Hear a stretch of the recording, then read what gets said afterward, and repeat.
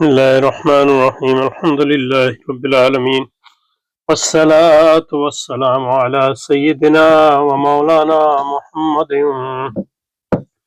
وعلى آل سيدنا ومولانا محمد وبارك وسلم عليه اللهم أرنا الحق حقا وارزقنا اتباعه وأرنا الباطل باطلا وارزقنا اجتنابه اللهم أرنا حقائق الأشياء كما هي ربنا زدنا علما وعملا وإخلاصا يا رب العالمين اللهم انصر أولياءك في مشارق الأرض ومغاربها اللهم انصرهم على عدوك وعدوهم إنك على كل شيء قدير اللهم فرج عنا وعن إخواننا في مشارق الأرض ومغاربها اللهم نفس كربنا وكربهم اللهم نفس كربنا وكربهم وثبت أقدامنا وأقدامهم والطف بنا وبهم يا أرحم الراحمين يا رب العالمين وصل وسلم على سيدنا مولانا محمد عبدك ورسولك وخليلك وعلى آله وأصحابه وأزواجه وذريته أجمعين برحمتك يا أرحم الراحمين آمين آمين.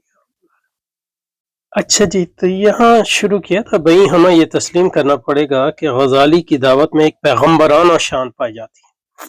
تو یہی حیثیت 18ویں صدی میں کانٹ کو جرمنی میں بھی حاصل ہوئی. جرمنی میں بھی اس وقت اقلیت کو مذہب کا حلیف تصور کیا جاتا. اس میں اہم ہے کہ ہم اقلیت کا بھی سمجھیں اور مذہب کا بھی سمجھیں.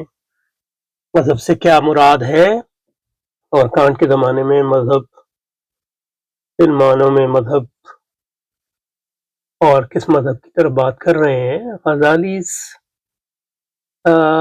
it cannot however یہ اصل سے پڑھ رہا ہوں تاکہ it cannot however be denied that Ghazali's mission was almost apostolic like that of Kant in Germany of the 18th century. In Germany, rationalism appeared as an ally of religion. But she soon realized that the dogmatic side of religion was incapable of demonstration. Dogmatic side, یعنی عقائد cannot be rationally. The only course open to her was to eliminate dogma from the sacred record. تو پہلی بات تو یہ ہے کہ مذہب سے یہاں کیا مراد ہے. مذہب سے مراد جو ہے تو جدید جرمنی جو ہے اس کی بنیاد بھی یعنی پروٹیسٹنٹ عیسائیت ہے.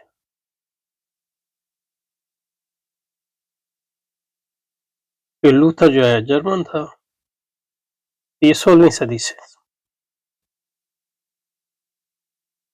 لوتھر جو ہے مذہبی تھا لیکن ایک نئے مذہب کی اس نے بنیاد رکھی جو کیتھولک عیسائیت کے مقابلے میں مختلف.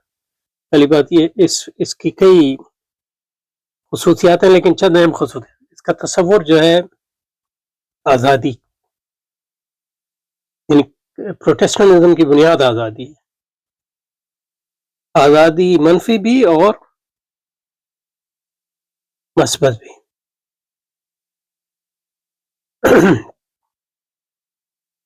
منفی آزادی جو ہے چرچ اور اس کے اجماع،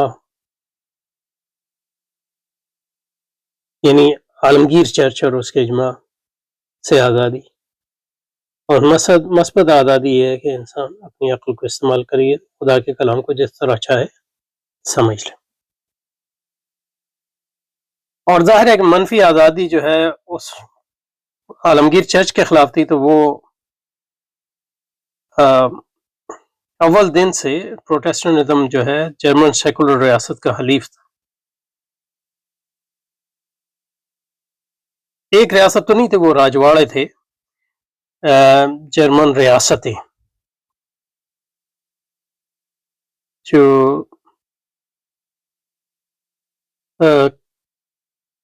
کیتھولک عیسائیت کی عالمگیر غلبے کے خلاف وہ اس کے مخالف تھے کہ پوپ جو ہے اٹلی سے بیٹھ کے ان پہ احکامات جاری کرے.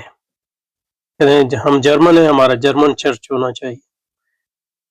تو یہ عالمگیریت سے بھی آزادی تھی اور اس چرچ سے آزادی تھی، لیکن ریاست کی غلامی میں جرمن ریاست. تو قوم پرستی جو ہے اس کا تعلق جو ہے شروع سے، قوم پرستی کا تعلق جو ہے شروع سے پروٹیسٹنٹزم سے بہت گہرا ہے. اور جرمن سیکولر ریاستوں نے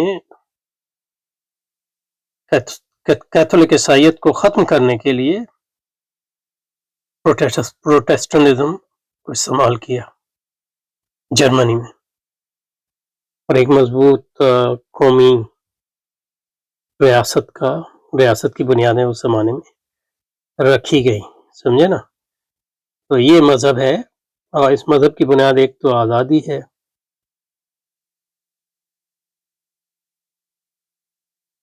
قوم پرستی ہے،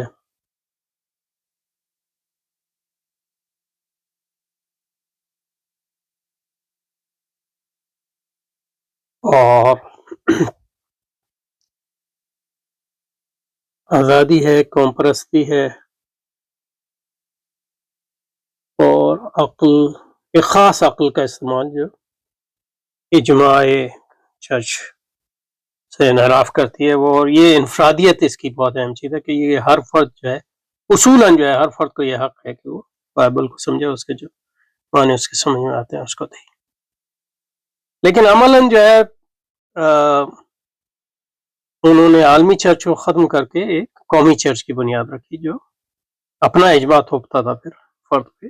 تو فرد کی جو آزادی کی بات ہمیشہ ہوتی ہے وہ ان معنوں میں ہوتی ہے کہ آزاد فرد کو کروانا چاہتے ہیں کسی چیز سے، لیکن جب وہ اس چیز سے آزاد ہو جاتا ہے تو وہ مثبتاً اس کا مطلب یہ نہیں کہ اس کو آزادی حاصل ہوتی ہے، وہ ایک نئی غلامی میں بھی آ جاتا ہے. یہ ایک اہم چیز ہے. لیکن یہ تین بنیادیں ہیں، اور یہ تین جدیدیت کی بھی بنیادیں ہیں. تو اس کے نتیجے میں گو کہ پروٹیسٹنٹزم تمام اس کے باوجود پھر بھی ایک مذہب تھا، لیکن اس کی بنیادیں ایسی تھی کہ وہ اس مذہب کی تحلیل اندر سے ہی ہوتی. تو جو لوگ جو ہے آزادی کے شیدا ہوتے گئے، انفرادیت کے شیدا ہوتے گئے، پھر یہ پروٹیسٹنٹزم بھی کمزور ہوتا ہے. سمجھے نا؟ تو جب آپ عقل کی بات کریں گے تو جب آپ عقل کی بات کریں گے تو عقل تو مطلب یہ ہے کہ انفرادی عقل، اور عقل کے ساتھ آزادی کی بات کریں گے تو انفرادیت جو ہے اس کو اندر سے تحلیل کرے گی، اور اس انفرادیت کو استعمال کیا جائے گا آپ کے خلاف بھی. تو 16ویں 17ویں 18ویں صدی میں مذہبی ریاستیں قائم ہوئیں، لیکن وہ آہستہ آہستہ جو ہے تحلیل ہوتی گئیں، اور سیکولر ریاست کا جو پروٹیسٹنٹزم جو ہے سیکولر ریاست کا ضمیمہ اور اعلی کار بنتا ہے. تو یہ مذہب ہے، اس مذہب کی بات کر رہے ہیں، یعنی کانٹ کے تناظر. کانٹ خود بھی پروٹیسٹنٹ عیسائیوں کا تعلق رکھتا تھا، اس کے والدین. اب اس بارے میں بڑی بحث ہے کہ وہ خود عیسائی تھا کہ نہیں تھا. اقلیت کی جو بات ہوتی ہے اب یہاں، کیونکہ جو کیتھولک اقلیت تھی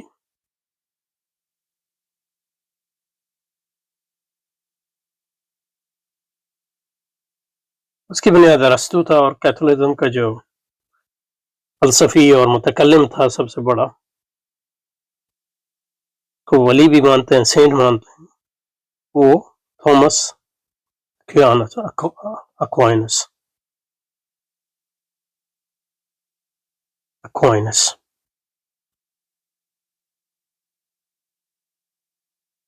اور اس کے فلسفے کی بنیادیں ارسطو پہ تھی.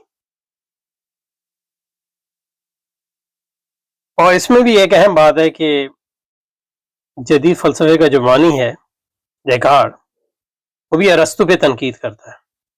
اس نے فلسفے کی بنیاد اسی پہ رکھی اپنے. وہ ارسطو کی جس کی تنقید کر رہا ہے وہ اصل میں وہ ارسطو ہے جو عیسائیت کا ایک لحاظ سے سرکاری فلسفی ہے، جس کو عیسائیوں نے عیسائیہ لیا تھا. اصل یونانی ارسطو کی بات نہیں کر رہا ہے، وہ ارسطو جو اکوائنس جس کا شارح تھا. اسی لیے مطلب آپ دیکھتے ہیں کہ لوتھر جو ہے وہ بھی ارسطو کا بڑا مخالف تھا، اس لیے کہ کیتھولک عیسائیت کا مخالف تھا، اور کیتھولک عیسائیت کی جو علم کلام تھا اس کی بنیاد جو ہے ارسطو ہی تھا۔ اس لیے مطلب جدید فلسفے کو آپ کو سمجھنا ہو تو جدید فلسفے کا یعنی میں جو بانی پڑھایا جاتا ہے ڈیکارٹ پڑھایا جاتا ہے، حالانکہ مطلب ڈیکارٹ اور لوتھر دونوں جو ہیں وہ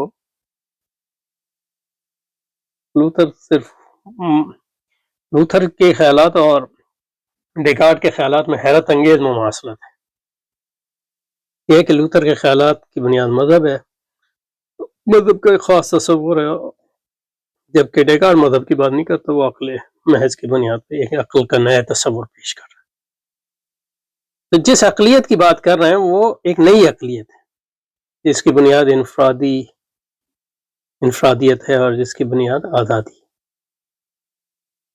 اور ڈیکارٹ کے شارحین ہی اس عقلیت کی بنیاد بنے۔ اس میں جو اہم آدمی ہے وہ لائبنیز ہے، جو ایک لحاظ سے مطلب یہ لائبنیز جو جرمن فلسفی تھا اور یعنی ایک پولیمیتھ تھا، یعنی انسائکلوپیڈیا ایک اسکالر تھا، اس کی تخصص یعنی مطلب وہ نیوٹن کے ساتھ جو ہے کیلکولس کا بھی بانی ہے، اور وہ فلسفی بھی ہے، وہ ایک بہت بڑا لوئر بھی تھا، اور یعنی جو جرمن راجواڑے تھے ان میں ان کے جو شہزادے اور بادشاہ تھے ان کا حاشیہ نشین بھی تھا، وغیرہ وغیرہ۔ اس کے فلسفے کو اس کا فلسفہ بنیادی طور پہ جو ہے جرمن یونیورسٹیوں میں سرکاری فلسفہ بن گیا،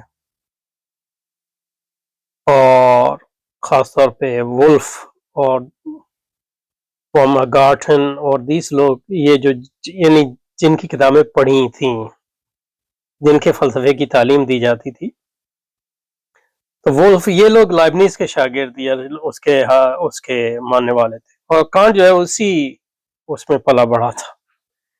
تو یہ لائبنیز نے جو ہے عیسائیت کا بھی جواز فراہم کیا، اور لیکن تو یہ ریشنلزم ہے، عقل پرستی جس کو آپ کہتے ہیں اس میں، لیکن یہ عقل ایک خاص قسم کی عقل پرستی، یہ کوئی ارسطو والی عقل پرستی نہیں ہے، کیونکہ تھامس ایکوائنس بھی ریشنلسٹ ہے۔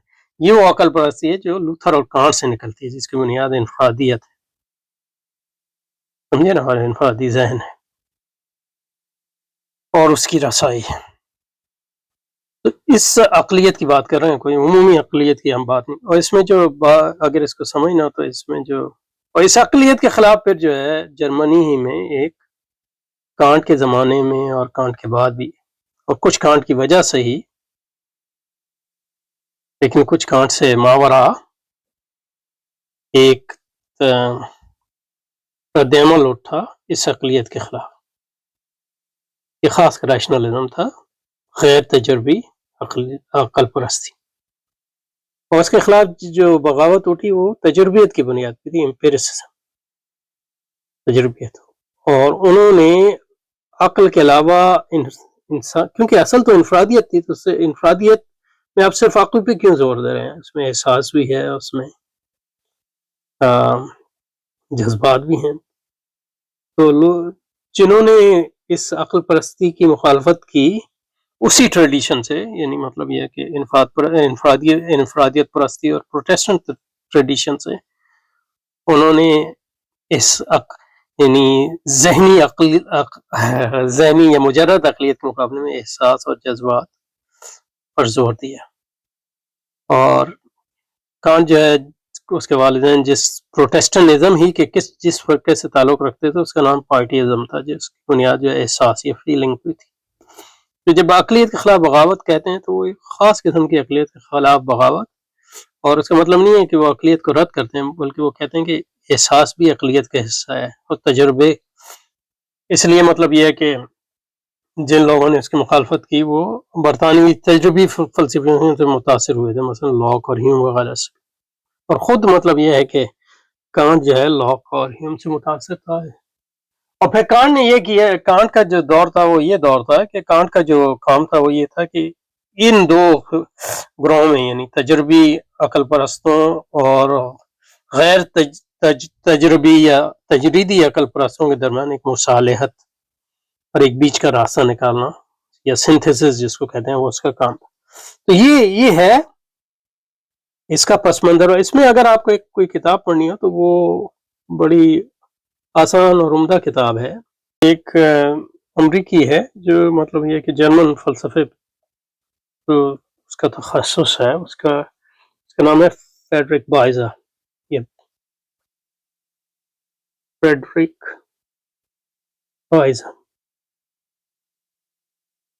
بائزر ہے یا بیزر یہ مجھے نہیں پتا. اس کا تلفظ جرمن طریقے سے اگر کہیں تو بائزر کیوں لگتا ہے کہ یہ اس کی اصول جو ہیں جرمنی ہے. دا فیٹ آف ریزن کتاب کا نام ہے. The fate of reason German philosophy from Kant to فیخٹے.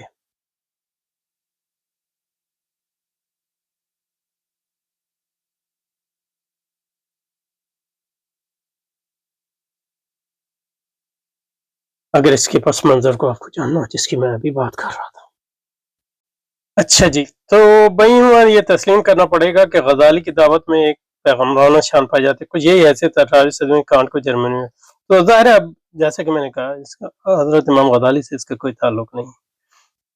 اصل جو یہاں جو ہے علامہ اقبال کے پیر ہیں وہ یہ کانٹ ہیں اور وہ علامہ غزالی کی امام غزالی پر کانٹ کا فہم جو ہے تھوپنا چاہتے ہیں علامہ اقبال، تاکہ جدیدیت کی ایک خاص شکل کو اسلامیایا جائے. یہ ان کا وہ سمجھتے تھے کہ اسی طرح اسلام کا دفاع ممکن ہے، لیکن یہ ہمارے نزدیک یہ کوئی اسلام کا دفاع نہیں ہے، اسلام کی تحلیل ہے.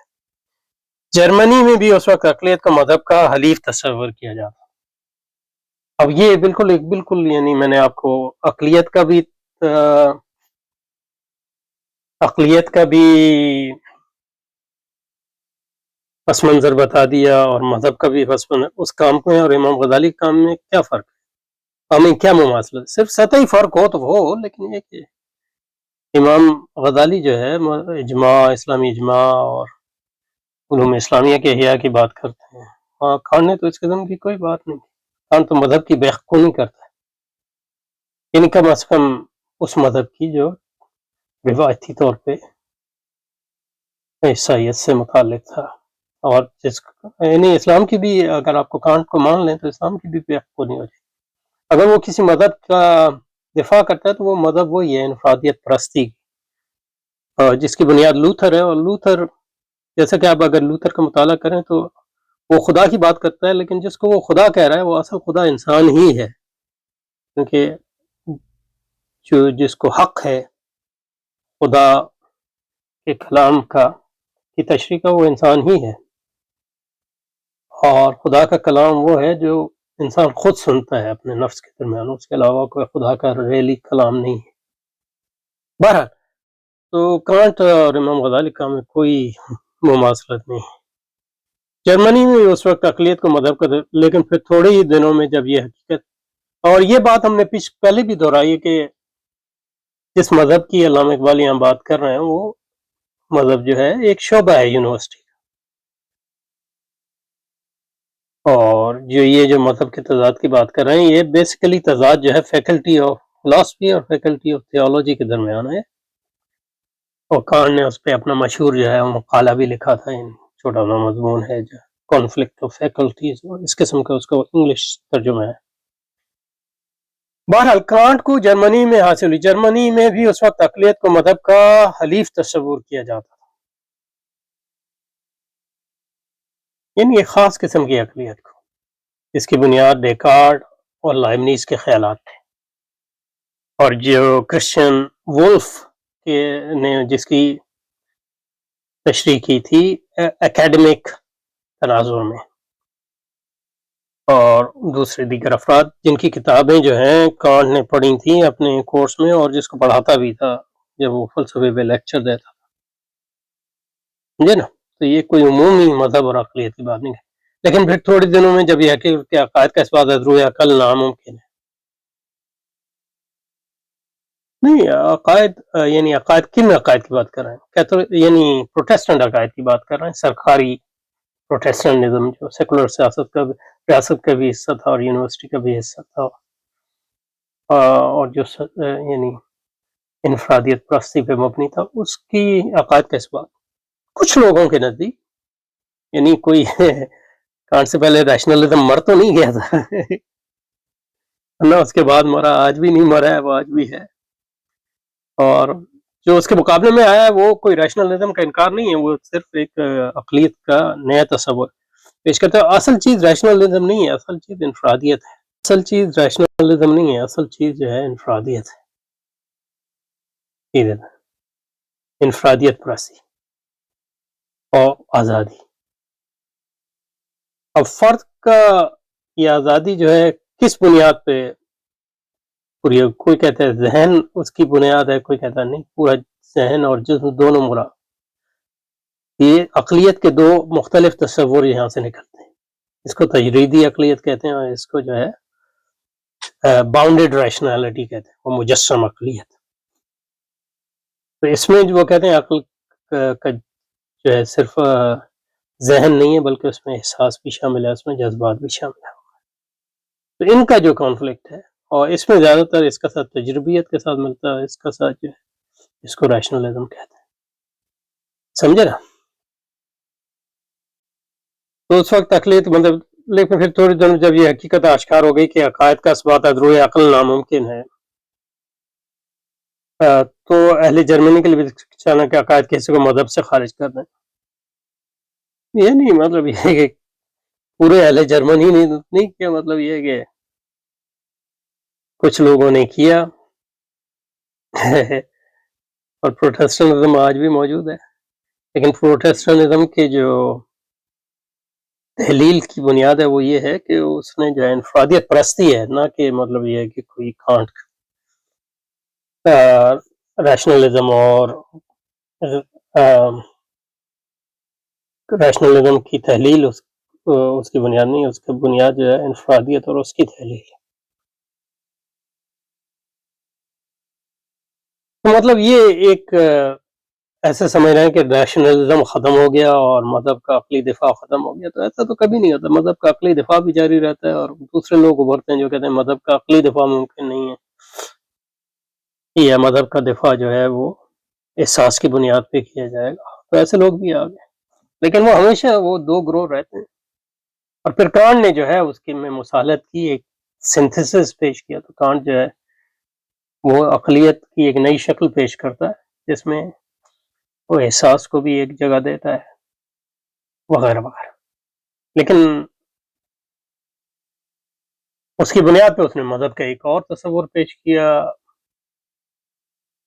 جس کے مطابق مذہب جو ہے اس کو عقل کی حدود کے اندر کام کرنا چاہیے، اور یہ کسی حد تک مطلب یہ ہے کہ ایک ارتقاء تھا، کیونکہ لوتھر نے بھی یہ کہا تھا کہ مذہب کو میری عقل کے مطابق ہونا چاہیے، میری آزادی کے مطابق ہونا چاہیے، میرے مشاعر کے، تو اس سے کانٹ بھی وہ اس سے کوئی آگے کی بات تو نہیں کر رہا تھا، اس کا ایک منطقی نتیجہ تھا۔ بہرحال اس پہ رکتے ہیں، پھر اس کو جاری رکھیں گے انشاءاللہ۔ سبحانک اللہم و بحمدک، نشہد ان لا الہ الا انت، نستغفرک و نتوب الیک، وصلی وسلم وصلی وسلم علی سیدنا و مولانا محمد وعلی آل سیدنا و مولانا محمد وبارک وسلم وصلی علیہ، سبحان اللہ و بحمدہ، سبحان اللہ العظیم۔